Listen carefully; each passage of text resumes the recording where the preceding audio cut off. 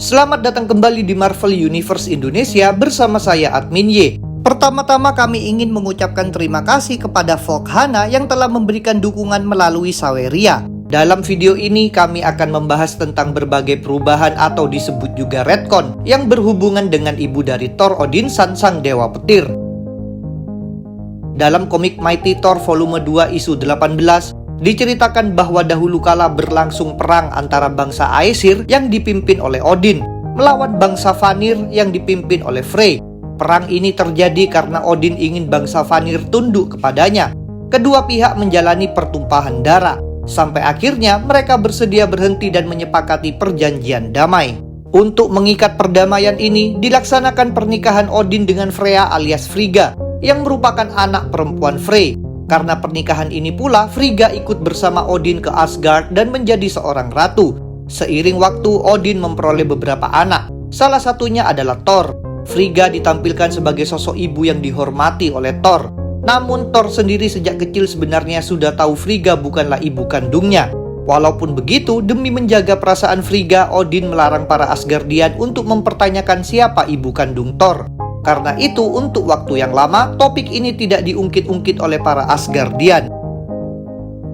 Pada komik Thor isu 300 dan 301, terbongkarlah identitas ibu kandung Thor. Rombongan Celestial datang ke planet bumi untuk menilai umat manusia. Apabila manusia dianggap layak, maka akan dibiarkan tetap hidup. Sebaliknya, jika dianggap tidak layak, maka akan dimusnahkan oleh para Celestial.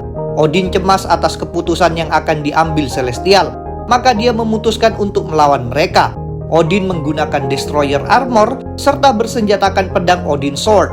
Armor tersebut sangatlah kuat, sebab diberi sedikit kekuatan dari berbagai Sky Father alias dewa pemimpin dari banyak pantheon. Selain itu, armor tersebut mengandung jiwa semua Asgardian terkecuali Thor. Dalam pertarungan melawan para Celestial, Odin dibantu pula oleh para Eternal. Meskipun berjuang dengan segala macam kekuatan ini, Destroyer Armor ujung-ujungnya dikalahkan oleh para Celestial.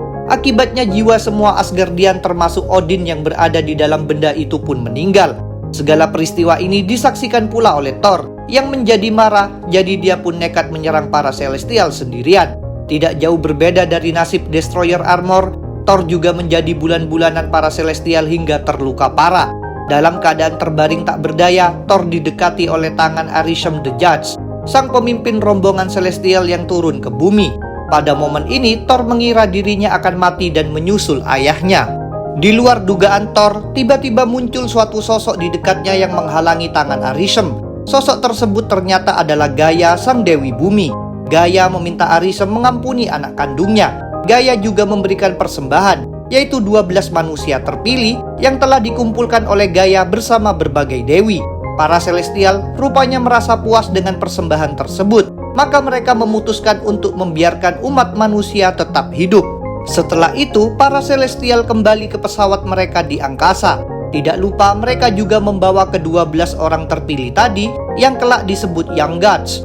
Kalian ingin tahu tentang Celestial, Eternal atau Young Gods? Kami sudah pernah membuat videonya. Linknya kami cantumkan di deskripsi. Dengan beresnya urusan Celestial, Gaia mengalihkan perhatiannya kepada Thor. Dia menyembuhkan luka-luka Thor sehingga dalam sekejap Thor sanggup berdiri lagi. Tadi Thor mendengar Gaia menyebut dirinya sebagai anaknya, maka Gaia pun mengungkapkan suatu fakta. Sebenarnya ibu kandung Thor memang adalah Gaia, bukannya Frigga. Gaia sendiri merupakan seorang Elder God, yaitu generasi dewa yang sudah ada jauh sebelum kemunculan para Asgardian. Kalau kalian ingin tahu cerita awal Elder God, silakan tonton video kami yang berjudul Asal-Usul Dewa-Dewi di Marvel Universe. Berbeda dari dewa semacam Thor, Gaia tidak terikat oleh satu pantheon atau kelompok dewa saja, melainkan berkaitan erat dengan banyak pantheon. Dia dikenal dengan bermacam wujud dan nama, misalnya Nerta, Aditi, Coatlicue, dan Rangi. Gaia bercerita bahwa dulu Odin datang kepadanya dan jatuh cinta. Mereka menjalin hubungan sampai menghasilkan Thor. Selain itu, mereka juga sepakat untuk merahasiakan identitas Gaia sebagai ibu kandung Thor hingga tiba waktu yang dianggap tepat. Begitu mendengar fakta tersebut, Thor menyadari kenapa selama ini dia sangat peduli pada planet bumi. Setelah selesai membicarakan rahasia masa lalu, Thor dan Gaia membahas kematian Odin dan para Asgardian. Thor bilang dia tidak terima begitu saja atas tragedi ini. Untungnya Gaia memberikan solusi, yaitu Thor harus mengumpulkan sedikit energi dari para Skyfather dari berbagai pantheon. Kumpulan energi ini nantinya dapat dimanfaatkan untuk mengembalikan jiwa para Asgardian ke tubuh mereka. Thor berpamitan dengan Gaia, lalu bergegas berangkat sendirian menjalankan misi tersebut. Walaupun mengalami rintangan, ujung-ujungnya dia memperoleh kesuksesan, sehingga para Asgardian termasuk Odin bisa hidup kembali. Interaksi Odin dan Gaia ditampilkan lebih detail dalam komik Thor Annual 11. Dahulu kala, Odin turun ke bumi ke hadapan Gaia, yang sedang tampil dengan nama Yord sambil ditemani para peri. Kepada Gaia, Odin mengaku datang untuk membicarakan sebuah ide. Odin menginginkan pewaris yang punya kekuatan sangat hebat. Pewaris semacam itu tentu bisa dihasilkan dari hubungan Odin yang merupakan seorang Skyfather dengan Gaia yang merupakan seorang Elder God. Gaia menerima tawaran tersebut, maka dirinya dan Odin melaksanakan aktivitas net not njot sampai Gaia hamil.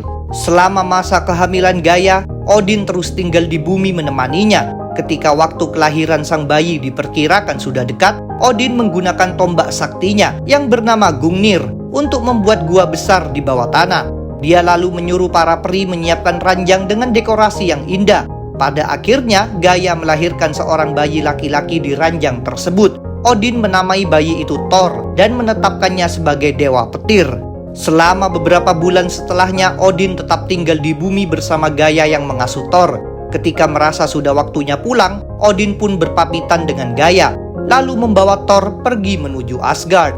Tetapi terlebih dulu Odin meminta agar fakta tentang Gaia sebagai ibu kandung Thor dirahasiakan. Di Asgard, Odin menyerahkan Thor kepada Frigga yang bersedia membesarkan Thor dengan baik bagaikan anak kandungnya sendiri. Karena merupakan anak Gaia, Thor memiliki kekuatan yang berhubungan dengan bumi dan tanaman. Dalam komik Thor volume 3 isu 4, Thor datang ke suatu daerah di Afrika. Di sana sedang terjadi krisis, sebab suku bernama Ngare melakukan pembantaian terhadap suku-suku di sekitarnya. Akibatnya, banyak orang terpaksa melarikan diri dan berkumpul di tempat pengungsian yang dikelola oleh organisasi kemanusiaan. Thor bertemu dengan para pengungsi sebab ingin memberikan bantuan. Tokoh masyarakat di antara para pengungsi mengatakan bahwa masalah ini merupakan urusan penduduk lokal, jadi pihak luar tidak boleh sembarangan ikut campur. Namun proses menuju solusi butuh banyak waktu. Maka tokoh tersebut meminta dipisahkan dari suku Ngare agar tidak terjadi pertumpahan darah selama waktu tersebut. Thor terpikir suatu cara untuk mewujudkan pemisahan itu. Dia mengubah daratan dan membuat jurang yang sangat lebar antara wilayah suku Ngare dengan kawasan pengungsian.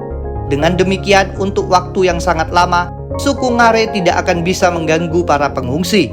Pada event Empire, bumi mengalami serbuan oleh Kotati, yaitu ras alien yang sekaligus merupakan tanaman. Dalam pasukan Kotati, terdapat pula banyak penyihir yang bisa mengendalikan tanaman. Para hero termasuk Thor tentu bahu-membahu melawan serbuan ini.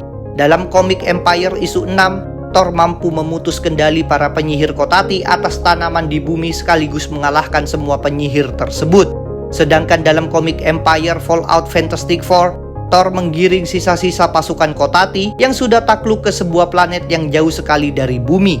Planet tersebut tampak gersang tanpa memiliki sedikit pun tanaman. Awalnya para Kotati marah kepada Thor, sebab mereka mengira dibawa ke sana untuk dibiarkan mati. Thor kemudian melakukan sesuatu yang membuat mereka tercengang. Dalam sekejap, dia membuat keseluruhan planet itu menjadi tempat yang subur dan dipenuhi berbagai macam tanaman. Dengan demikian, para Kotati tidak akan mengganggu bumi lagi. Identitas ibu kandung Thor mengalami perubahan dalam komik Avengers volume 8 isu 42-44. Phoenix Force datang ke bumi dan dihadapi oleh para hero, termasuk Thor. Saat sedang berada dekat dengan Phoenix, Thor merasakan sesuatu yang aneh, seolah-olah ada semacam koneksi misterius antara dirinya dengan Phoenix. Begitu Thor hendak menyerang, tiba-tiba Phoenix menyuruhnya berhenti.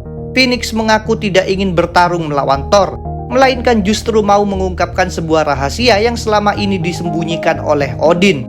Rahasia tersebut adalah bahwa Thor sesungguhnya merupakan anak kandung Phoenix. Ketika membeberkan hal ini, Phoenix tampil sebagai salah satu hostnya yang bernama Firehair.